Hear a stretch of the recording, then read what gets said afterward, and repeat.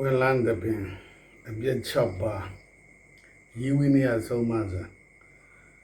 ဆက်ပြီးတော့မှဖတ်ပြပေးပါမယ်ပွဲလန်းတဲ့ပင်အပြည့်6ပါကကျင်းတယ်လီတီချင်းတတိမုတ်တီးတဲ့ပင်ပြင်ဖြင်းတဲ့အုပ်လက်ခုတ်တတီအိုးစီတဲ့ဖြာ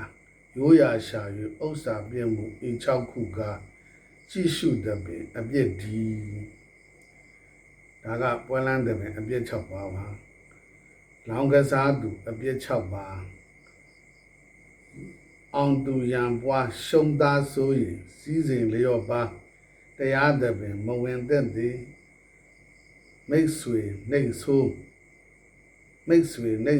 အလိုထိန်မလိုထိန်များဤ6ပါးကပျော်ပါကြွေအံအပြည့်ဒီ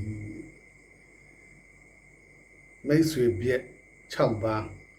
ကျွေအံကျူးထမိမ့်မကျူးထွေသေစာကျူးမှု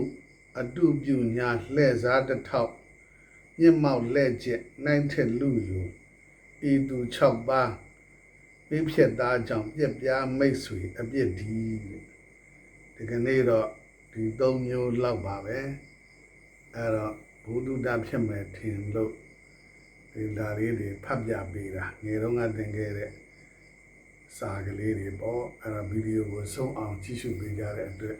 ကျေးဇူးတင်ပါတယ်ဝမ်းမြောက်ပါတယ်သာဓုခေါ်ပါတယ်